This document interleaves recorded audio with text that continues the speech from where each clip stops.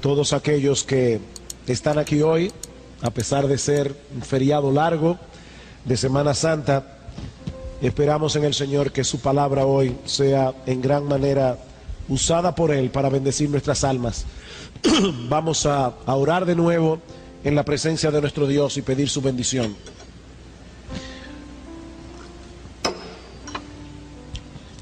Padre, una vez más nosotros queremos acercarnos a ti y te suplicamos, Señor, que ante el tema que vamos a tratar en esta mañana, tú uses tu espíritu para darnos entendimiento de estas cosas y para cambiar cualquier visión distorsionada que nosotros podamos tener relacionadas con el tema que vamos a tratar, porque te lo pedimos en el nombre de Cristo. Amén. Uno de los aspectos más complejos que se le presenta al cristiano en su vida práctica es el tipo de relación que el cristiano debe tener con el mundo. Por un lado, la Biblia nos enseña que los creyentes ya no le pertenecen al mundo, que somos extranjeros y peregrinos en un mundo hostil que presenta una activa oposición contra Dios y contra su pueblo. Y debo aclarar, por amor a aquellos que nos visitan en esta mañana, que cuando la Biblia habla en esos términos como enemigo de Dios o como enemigo del creyente, no se refiere al planeta en que vivimos. Se refiere más bien a un sistema de pensamiento que se opone al carácter y a la voluntad de Dios y al estilo de vida que ese sistema de pensamiento produce.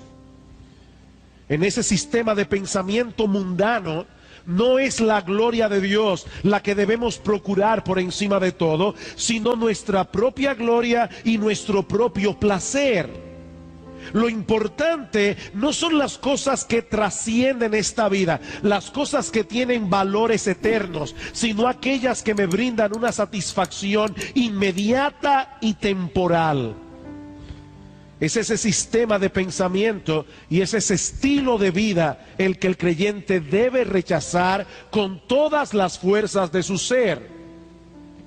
Pero por el otro lado, la Biblia también nos enseña que todos nosotros, creyentes e incrédulos, vivimos en este mundo. Y tenemos una tarea que hacer aquí y ahora. Si bien es cierto que no debemos vivir a la luz de ese sistema de pensamiento que es contrario al carácter y a la voluntad de Dios, la Biblia establece claramente que el cristiano debe aprender a vivir en el mundo, no a escapar de él. Orando al Señor, Cristo le decía en Juan 17, Padre, yo no te pido que los saques del mundo, yo te pido que los guardes del mal, pero en el mundo. Y eso genera una tensión que los creyentes no siempre han sabido manejar de una forma apropiada. Estamos en el mundo, pero no somos del mundo. Y cuando esa tensión no es manejada en una forma apropiada, puede producir una decadencia espiritual en el cristiano. Como muchos de ustedes saben, hace unas semanas nosotros comenzamos una serie de exposiciones sobre el tema de la decadencia espiritual. Esa serie fue momentáneamente suspendida en el mes de marzo. Y hablamos de decadencia espiritual cuando un verdadero creyente no se encuentra en un estado saludable espiritualmente hablando. Es un creyente que ya no disfruta de una cercana comunión con Dios, los aspectos que conforman su vida cristiana y que en el pasado disfrutaba, como orar y leer la Biblia, venir a la iglesia, tener comunión con sus hermanos, cantar alabanzas a su Salvador, escuchar la palabra predicada. Todas esas cosas se han convertido en meros rituales, actividades en las que él participa mecánicamente, casi por inercia. En los últimos estudios de esa serie, hemos estado considerando las causas que suelen producir ese penoso estado espiritual. Y decíamos que una de ellas es la mundanalidad. El descuido de guardarse apropiadamente de esa perspectiva mundana de pensamiento, de ese estilo de vida que esa perspectiva mundana promueve. Pero en la mañana de hoy nosotros queremos ver la otra cara de la moneda. Así como hay creyentes que decaen espiritualmente porque son mundanos o porque están coqueteando con el mundo, así también hay creyentes que decaen porque no saben cómo interactuar con ese mundo en el que viven. Como decía hace un momento, ese es un problema que la iglesia ha tenido que enfrentar a través de los siglos, la tensión de estar en el mundo y no pertenecer al mundo. En los primeros siglos de la era cristiana, el Imperio Romano desató una fuerte persecución contra la iglesia, de manera que no era necesario recordar a los cristianos que ellos estaban en territorio enemigo. Pero a principios del siglo IV, uno de esos emperadores romanos, el emperador Constantino, dijo haber abrazado la fe cristiana. Y no solo dio por terminada la persecución, sino que también comenzó a favorecer a los cristianos en muchos sentidos. Repentinamente, esos cristianos que habían sido perseguidos por más de 2 siglos pasaron a ser personas favorecidas por el imperio. Se construyeron catedrales. Los cristianos comenzaron a ocupar puestos públicos. Algunos obispos se convirtieron en consejeros cercanos del emperador. Aquello parecía la llegada del milenio. Todo parecía sonreírle a la iglesia. Pero muchos no estaban contentos con el cambio de estatus, porque percibieron en esa nueva bonanza un peligro potencial para el cristianismo, sobre todo el peligro de que la mundanalidad arropara a muchos que profesaban ser cristianos y que ahora no veían el mundo como un enemigo, sino como un aliado.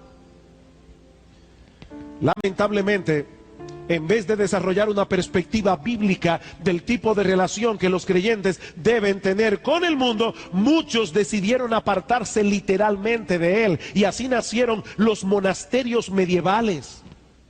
Hombres y mujeres que profesaban la fe cristiana, pero que llegaron a la conclusión de que la única forma en que se podía vivir un cristianismo auténtico era aislándose de la sociedad. Y aunque el movimiento monástico nunca encontró eco en el protestantismo, mis amados hermanos, el espíritu del monasticismo todavía está vivo en la conciencia de muchos cristianos evangélicos. Cristianos verdaderos que no saben cómo interactuar con el mundo en una forma apropiada. Y lo que yo quiero que veamos en esta mañana es la manera como esto incide en nuestra vida cristiana y cómo esto puede llegar a producir decadencia espiritual. Un tema extraño, pero un tema importantísimo. Y antes de pasar a considerar directamente este asunto, yo quisiera tomar un tiempo para que pongamos en perspectiva cuál es el lugar que ocupa el hombre en el mundo, y el hombre cristiano incluido, en el contexto de la doctrina bíblica de la creación, sobre todo a la luz de los primeros capítulos del libro del Génesis.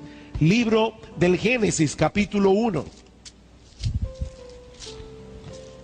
¿Cuál es el lugar que ocupa el hombre en la doctrina bíblica de la creación?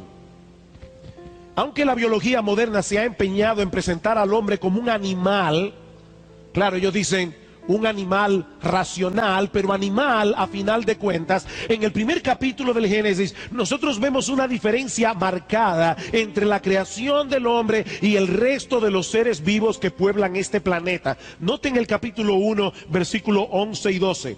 Después dijo Dios: produzca la tierra hierba verde, hierba que dé semilla, árbol que dé fruto, árbol de fruto que dé fruto según su género, que su semilla esté en él sobre la tierra. Y fue así. Produjo pues la tierra hierba verde y hierba que da semilla según su naturaleza, y árbol que da fruto cuya semilla esté en él según su género. Y vio Dios que era bueno. Versículo 20.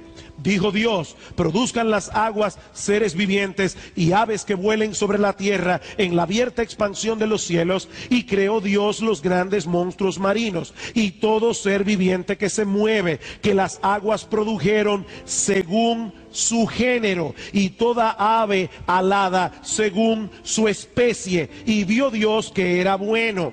Versículo 24.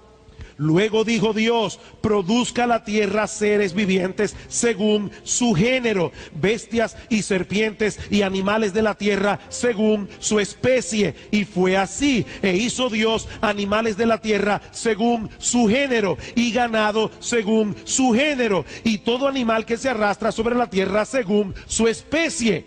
Hermanos, es evidente que hay un énfasis en según su género, según su especie, según su naturaleza. Pero entonces llegamos al versículo 26. Y ahora Dios se dispone a crear al hombre. Y vemos de inmediato una diferencia radical en el lenguaje. Versículo 26. Entonces dijo Dios: hagamos al hombre a nuestra imagen. Ya no es según su especie, ya no es según su género, ahora es a imagen de Dios, conforme a nuestra semejanza, y señoré en los peces del mar, en las aves de los cielos, en la bestia de la tierra, en todo animal que se arrastra sobre la tierra. Y creó Dios al hombre a su imagen, a imagen de Dios lo creó, varón y hembra los creó. Y los bendijo Dios y les dijo: fructificad y multiplicaos, llenad la tierra y sojuzgadla, y señoread en los peces del mar, en las aves de los cielos y en todas las bestias que se mueven sobre la tierra. ¿Cuál es la enseñanza de este texto clave de las Escrituras? No solo que el hombre fue creado a imagen y semejanza de Dios, y por lo tanto que el hombre es un ser personal, es un ser que piensa, es un ser que tiene voluntad, es un ser que tiene autoconciencia, es un ser que tiene emociones, sino también que Dios colocó al hombre en una posición de dominio sobre todo lo creado. ¿Con qué propósito? Con el propósito de desarrollar el potencial escondido por Dios en la creación. Génesis capítulo 2, versículo 15. Tomó pues Jehová Dios al hombre y lo puso en el huerto de Edén para que lo labrara y lo guardase. Esto es lo que nosotros conocemos como el mandato cultural. Ahora, yo debo hacer una aclaración aquí, porque nosotros solemos asociar la palabra cultura con ciertas manifestaciones artísticas, sobre todo en su aspecto elitista, no popular. La música clásica, la ópera, el teatro clásico. Pero realmente la palabra cultura tiene un significado mucho más amplio. Esta palabra se relaciona con la idea de cultivar e incluye todo tipo de actividad humana que contribuya al desarrollo, al enriquecimiento y aún al esparcimiento de la sociedad. El hombre, como mayordomo, como corregente de la creación, debía transformar su entorno para la gloria de Dios y para el bien de la sociedad.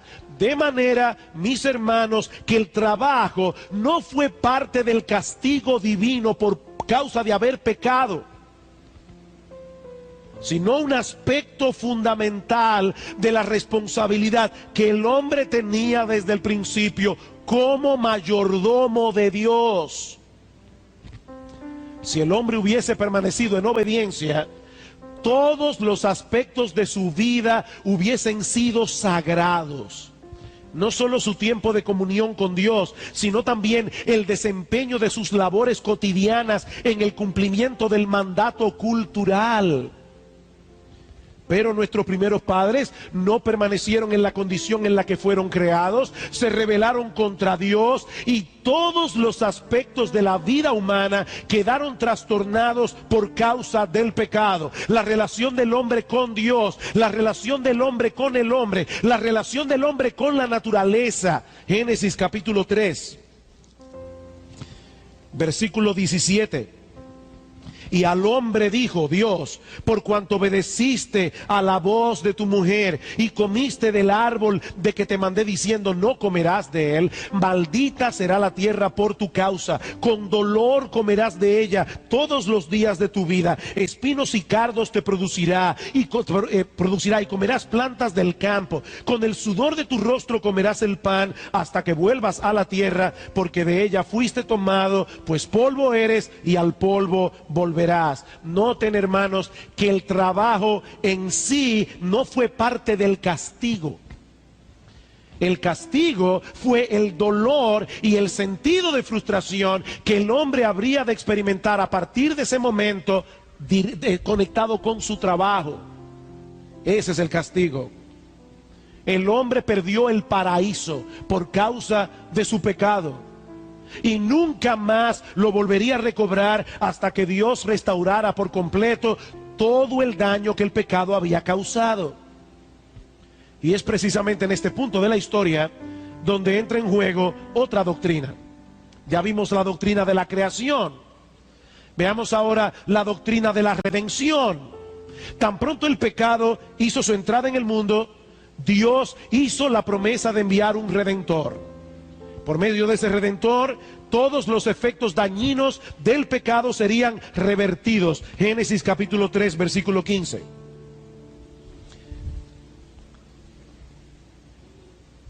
Y pondré enemistad entre ti y la mujer, entre tu simiente y la simiente suya. Esta te herirá en la cabeza y tú la herirás en el calcañar.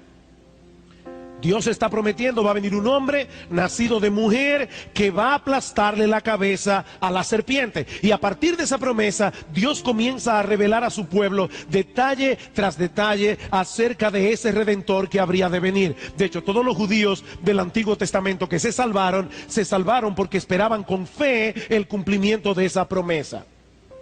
Ahora, hermanos, y esto es de suprema importancia, ¿qué sucedió después de la entrada del pecado en el mundo con el mandato cultural que Dios le había dado al hombre en el huerto del Edén?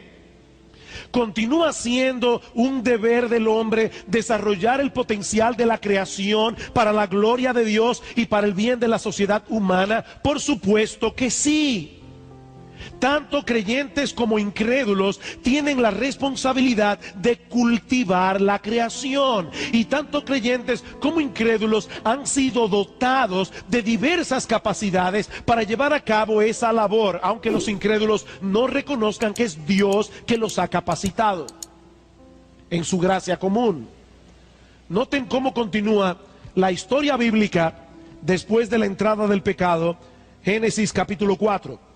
Dios había prometido a Adán y a Eva que de la simiente de la mujer vendría el Redentor. Por eso cuando Eva sale embarazada por primera vez, tal parece que ella creyó que había concebido al Salvador prometido. Dice capítulo 4 versículo 1: conoció Adán a su mujer Eva, la cual concibió y dio a luz a Caín, y dijo: por voluntad de Jehová he adquirido varón.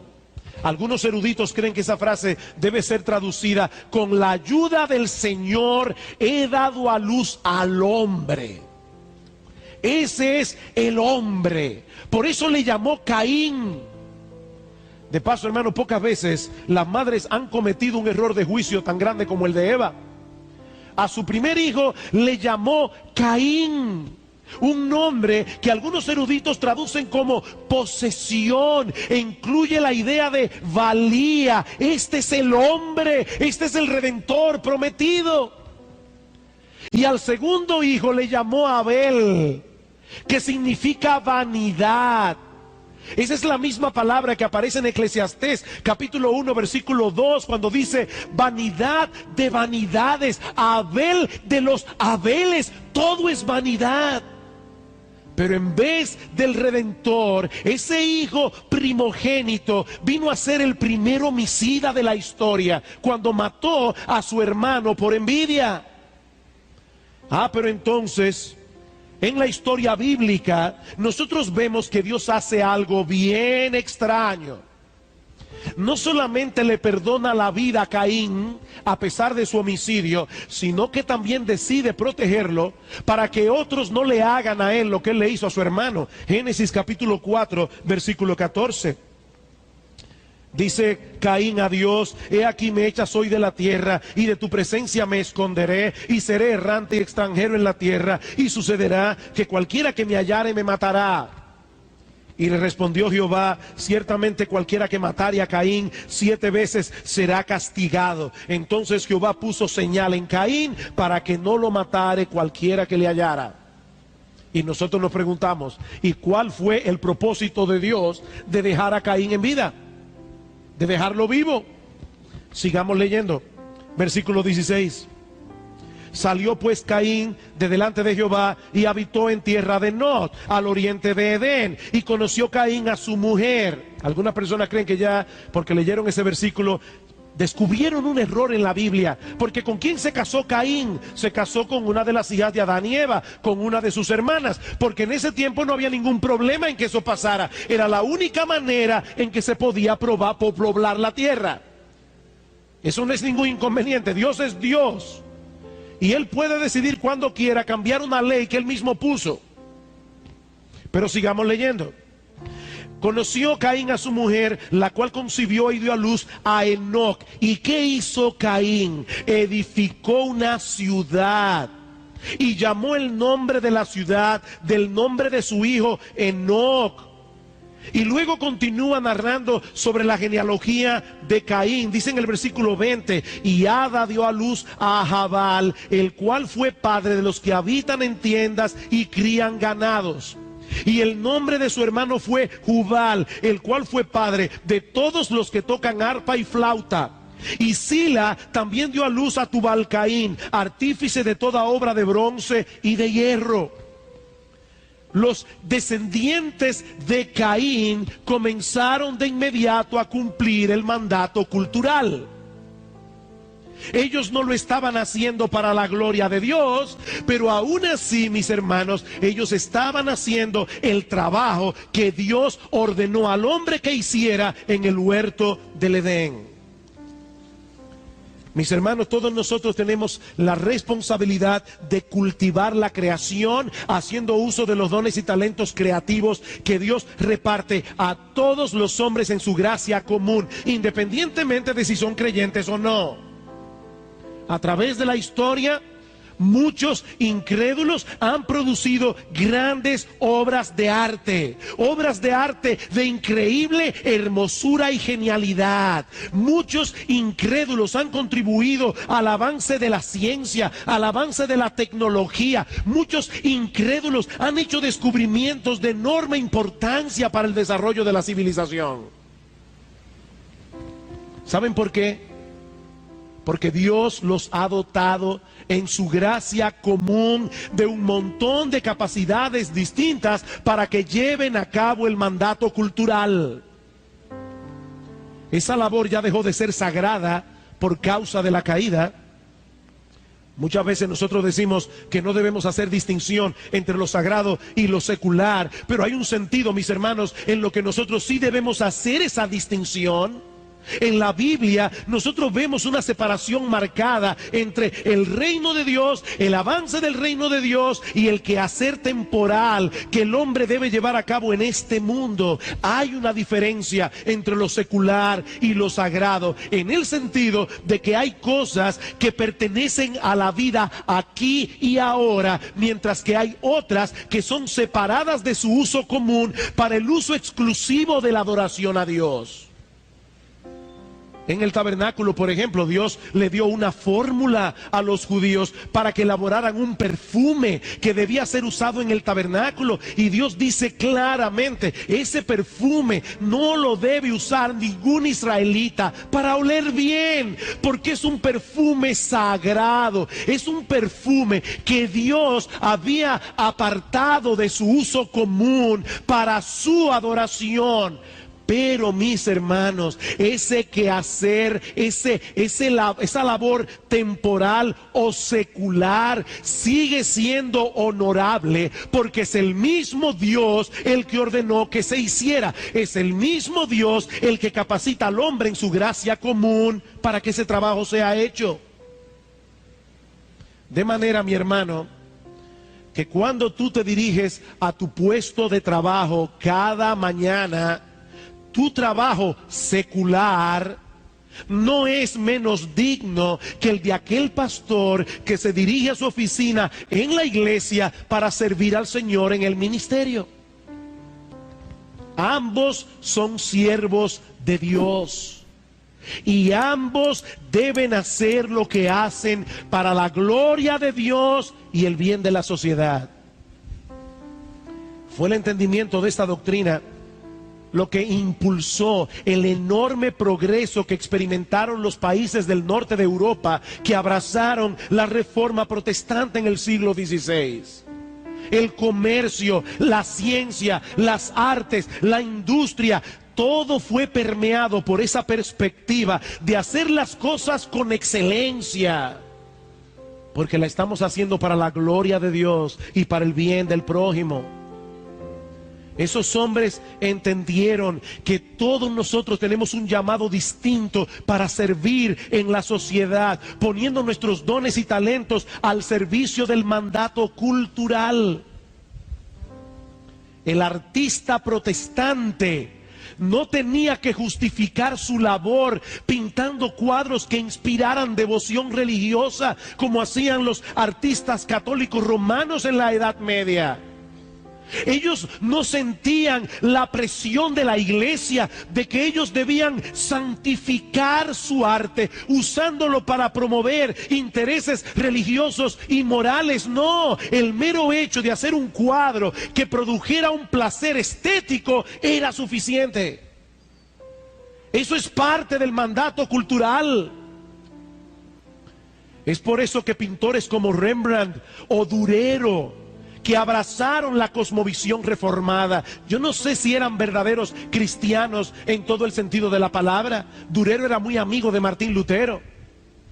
Y estos pintores que abrazaron la cosmovisión reformada produjeron obras sumamente hermosas y sumamente realistas. Ya no era necesario que se dedicaran únicamente a pintar escenas bíblicas, y cuando lo hacían, los personajes de sus cuadros eran hombres comunes y corrientes. Los pintores católicos romanos de la Edad Media pintaban a las vírgenes, a los santos, a Jesús como seres que estaban muy alejados del resto de las personas.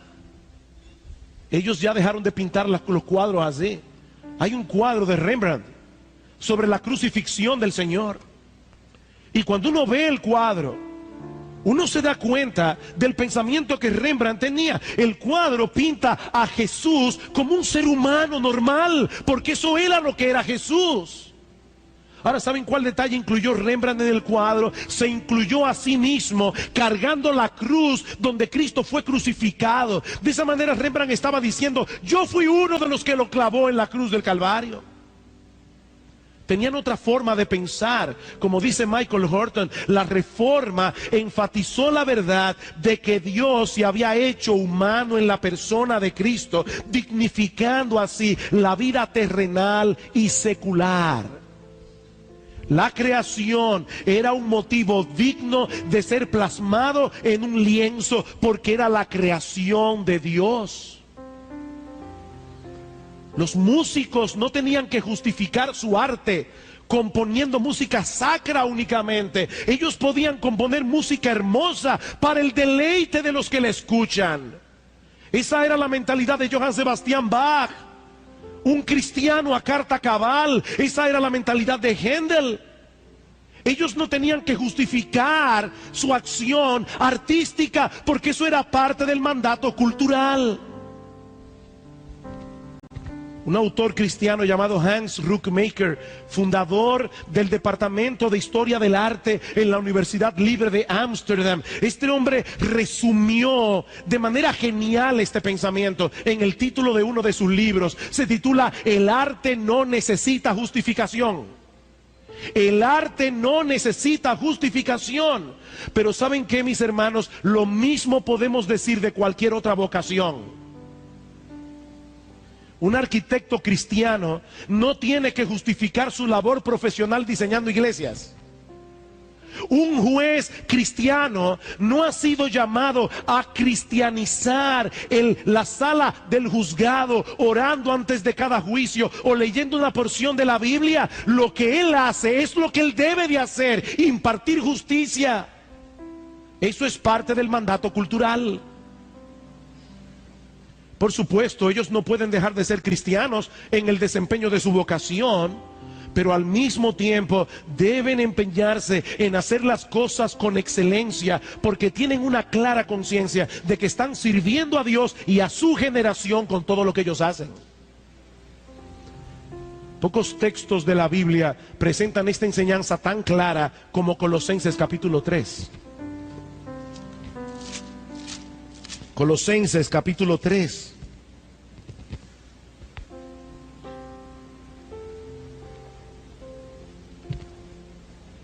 Versículo 22.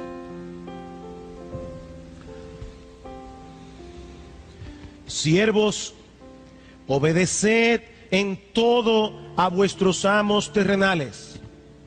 Como hoy día la palabra siervo puede interpretarse de otra manera, tenemos que entender que Pablo está escribiendo aquí a los esclavos cristianos.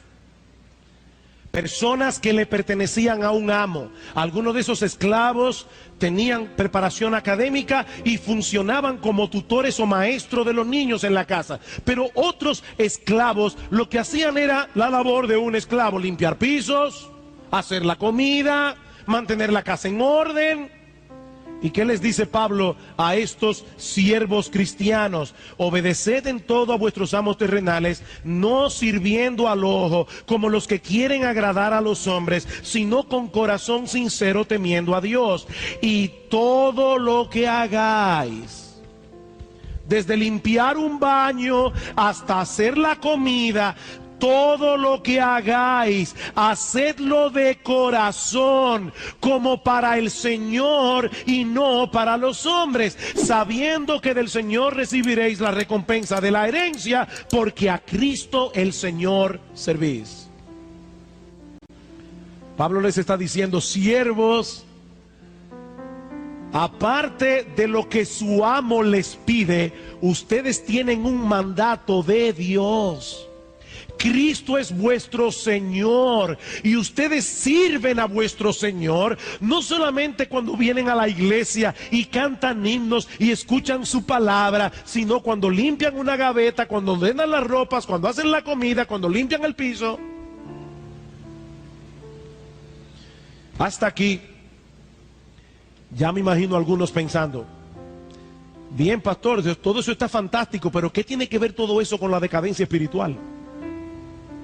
Porque ese es el tema que estamos tocando en esta serie. Bueno, eso es lo que yo quiero responder en los próximos minutos. Mis hermanos, cuando un creyente no tiene un claro entendimiento del tipo de relación que debemos tener con el mundo, tres cosas pueden ocurrir que terminen minando su salud espiritual. ¿Qué puede ocurrir? En primer lugar, una disociación entre Dios y su vida secular. Este creyente ve muy poca o ninguna relación entre su vida laboral y su cristianismo. Inconscientemente, él contempla estos dos aspectos de su vida como dos líneas paralelas que nunca o casi nunca se juntan. Y como resultado de esa disociación, este cristiano mantiene a Dios alejado de uno de los renglones más importantes de su vida. ¿Cuántas horas te pasas tú a la semana en tu trabajo? Calcula. Y estoy incluyendo a las amas de casa. Ustedes también tienen un trabajo. Yo no estoy hablando aquí únicamente de arquitectos, ingenieros, abogados. Es que todos nosotros tenemos una labor que hacer. ¿Cuánto tiempo ¿Cuántas horas de la semana tú empleas en llevar a cabo tu labor?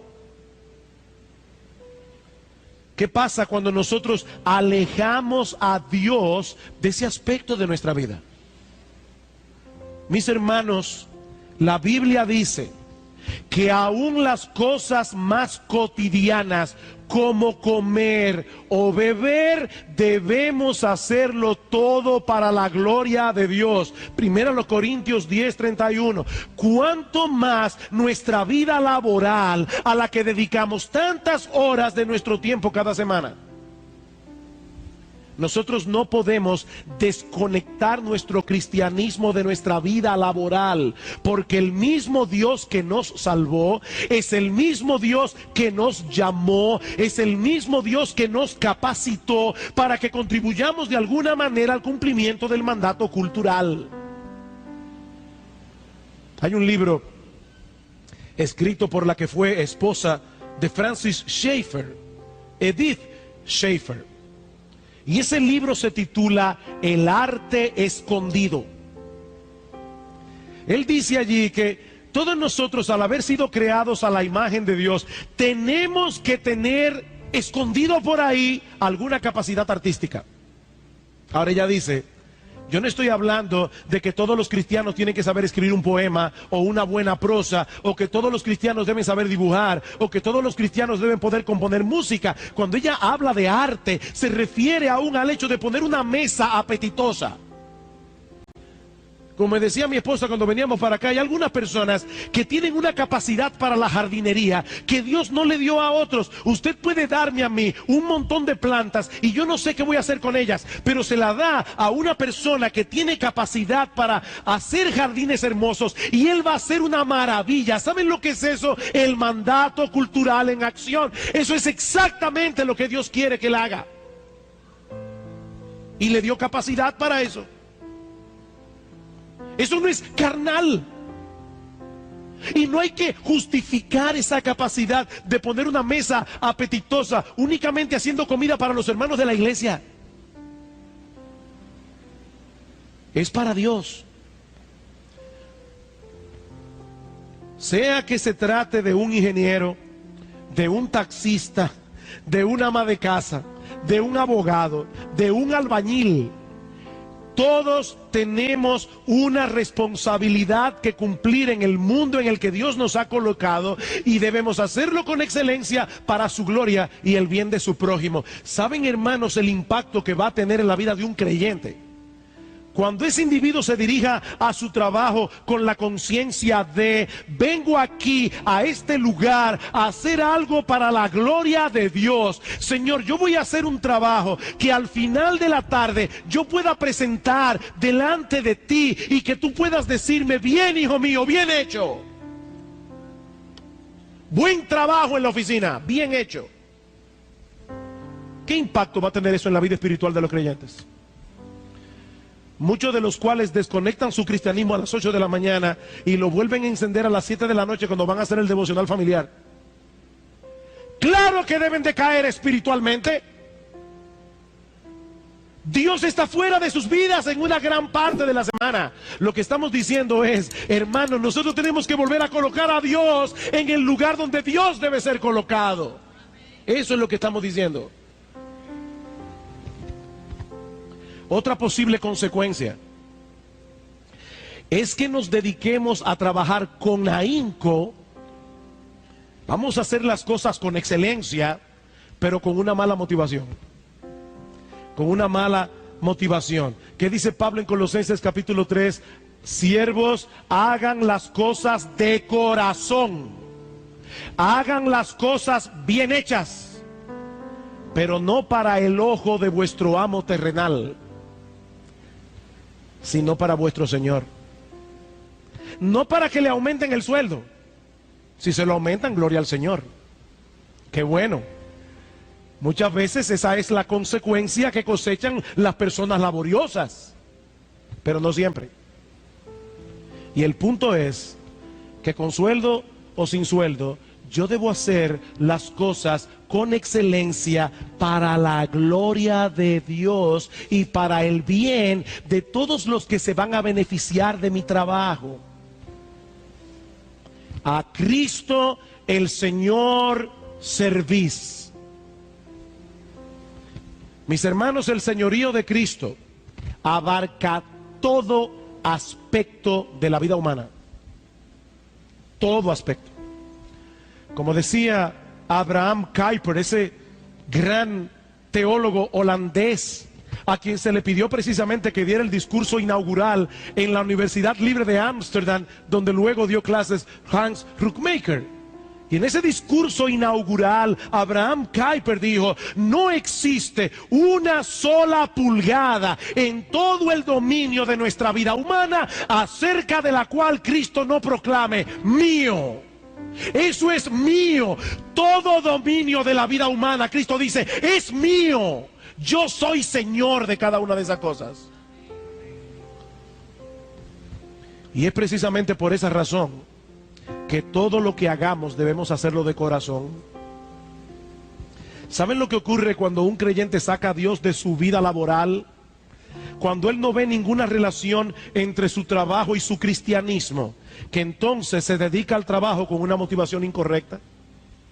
Eso es lo que sucede.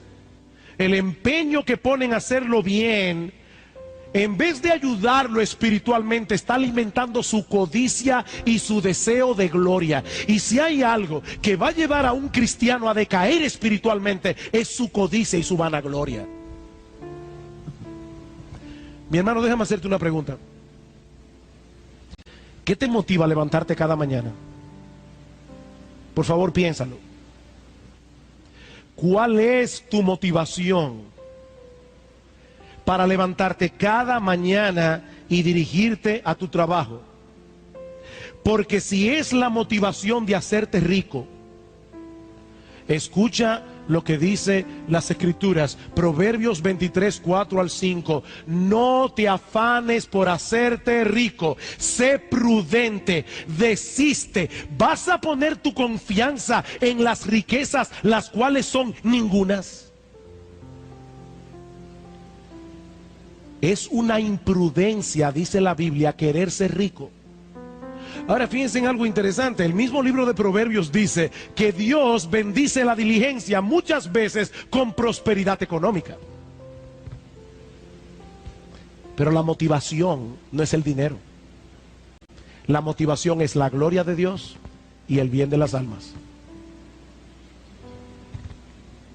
Efesios 4:28. El que hurtaba, no hurte más, sino que trabaje haciendo con sus manos lo que es bueno. ¿Para qué? Para que tenga que compartir con el que padece necesidad.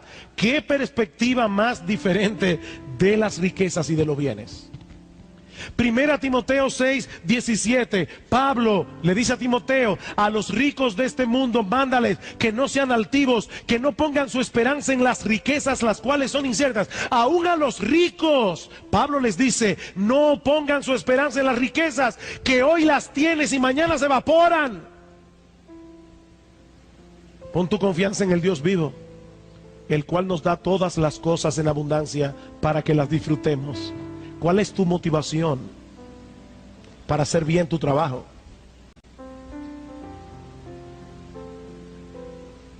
En tercer lugar, y por último, un creyente que ignore el tipo de relación que debe tener con el mundo puede que genere un complejo de culpa permanente en el desempeño de su labor, excepto cuando tiene la oportunidad de compartir el evangelio con un compañero de trabajo. Él piensa que él pudiera estar dedicado a una labor más espiritual. Y aunque él va a su trabajo, pero hay un sentimiento de culpa permanente allí.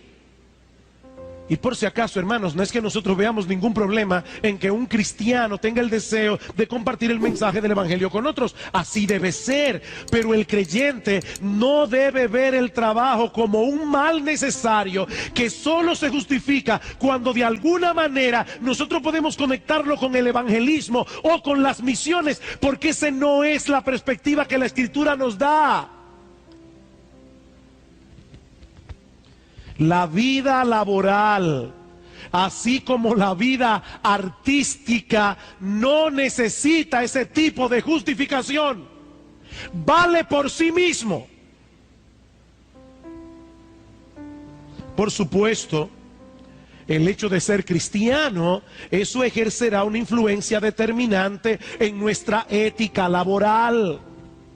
Como ejercerá una influencia determinante, o debería ser, en el uso del dinero que nosotros ganamos trabajando. El creyente que tiene la conciencia de que todo cuanto tenemos le pertenece al Señor, que nosotros solo somos mayordomos temporales de esos bienes. Un creyente que tenga esa conciencia seguramente hará un buen uso de sus riquezas si Dios prospera su diligencia, como muchas veces pasa. Escuchen una vez más el texto que citamos de 1 Timoteo, pero lo voy a leer ahora en la traducción que hace Guillermo Hendrickson, el comentarista.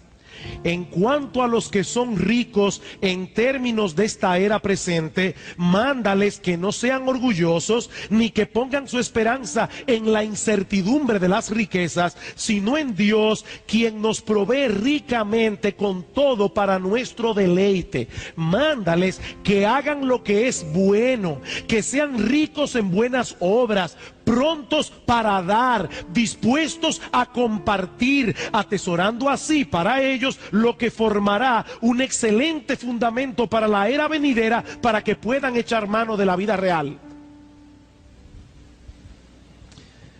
Dios nos da para que demos, y para nuestro deleite, dice el texto, pero para que demos. Esa es una buena motivación para dedicarnos a hacer con excelencia lo que Dios nos ha mandado a hacer. Pero no olviden que la motivación primordial es el hecho de que al hacer nuestro trabajo, primero estamos haciendo lo que Dios ordenó a todo hombre que hiciera en el mandato cultural. Segundo, estamos poniendo en operación los dones y talentos que Dios nos dio para eso. Tres, estamos reflejando de alguna manera las multiformes capacidades del Dios que nos hizo a su imagen y semejanza. Mis hermanos, Dios es el médico original, Dios es el arquitecto original, Dios es el padre original, Dios es el manufacturador original, Dios es el artista original al que nosotros copiamos. Y cada vez que en esas múltiples capacidades un hombre pone y desarrolla los talentos que Dios le dio, está dándole gloria a Dios, porque está manifestando de esa manera las multiformes capacidades de nuestro Dios. Y cuarto, estamos beneficiando a nuestra generación con nuestro trabajo. Es por esa razón que debemos hacer nuestro trabajo excelentemente. En algunos casos, ese beneficio va a ser muy evidente. El médico que descubre una vacuna o un nuevo tratamiento para el cáncer. Pero en otros casos, hermanos, ese beneficio que va a cosechar la sociedad no va a ser tan evidente.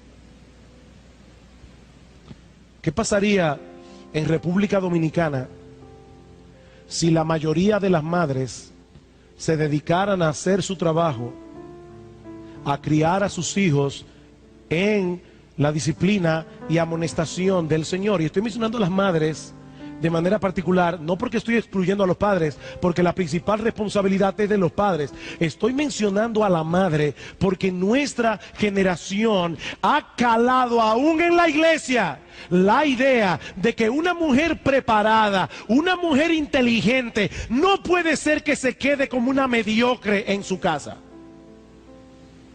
Y yo sé que hay muchas madres que tienen que trabajar por necesidad. Yo no estoy hablando de eso. Yo estoy hablando de esa mentalidad de que una mujer no debe ser ama de casa, no debe ser madre para realizarse como mujer. Y nuestra sociedad está cosechando con creces los resultados de esa mentalidad diabólica y mundana.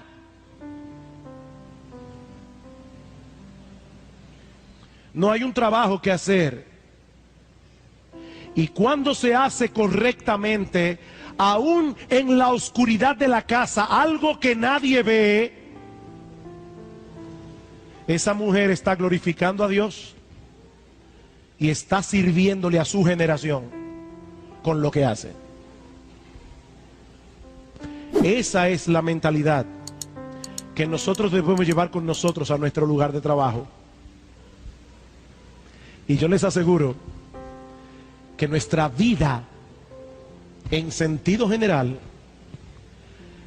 va a estar conectada con la persona de Dios y la palabra de Dios todo el tiempo. Todo el tiempo. Mis hermanos, que Dios nos ayude a contemplar nuestras vocaciones y labores respectivas desde una perspectiva bíblica, para que no terminemos cosechando una decadencia espiritual en nuestras vidas al sacar a Dios fuera de nuestra existencia, cuando menos 8 horas cada día. Que el Señor nos ayude. Vamos a orar. Padre, nosotros queremos darte muchas gracias, porque tenemos en tu palabra todas las respuestas que necesitamos. Padre, no tenemos que comprarle al mundo su filosofía con respecto al trabajo. Nosotros tenemos en tu palabra una enseñanza liberadora, una enseñanza que nos permite hacer con gozo y hacer con excelencia la labor que tú nos has llamado a hacer, sea limpiar pisos o crear edificios. Señor, ayúdanos a hacerlo todo, comer, beber o cualquier otra cosa, para la gloria de tu nombre y para el beneficio de nuestra generación, porque te lo pedimos en el nombre de Cristo. Amén.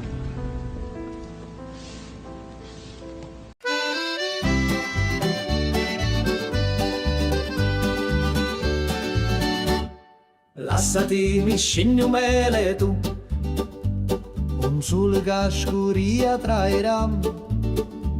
Mi dissi vieni con me stasera, una sera che pari a magia, una cantina che durava musto, lugori mio, e non ci detti tutto.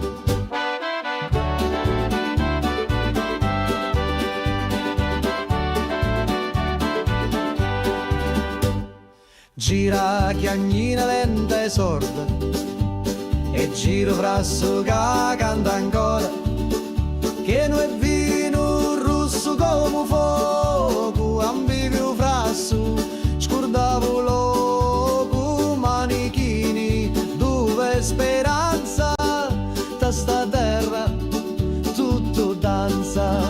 Prega Maria che faccio milico, mi persi su dai panni rossi, in c'era una croce fatta d'olivi, mi dai sopra senza scusa. Prega Maria, non sa ciucciù, se era morio era tabù. Ammuzzo tutto frasso, scioglieva cori come passo.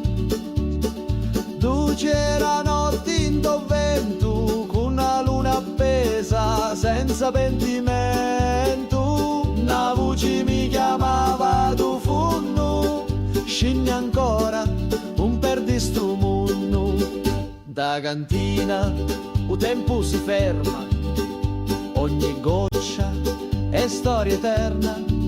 Cutti a me lato, cutti a me cori, sti stidi cacciato non mori. Scuro fora, ma luci dintra, a voci do, sempre mi senta. Prega Maria che faccio milico, mi persi su dai panni rossi, c'era una croce fatta d'olivi, mi dai sopra senza scusa. Prega Maria, un saccio giù, se era morio era tabù.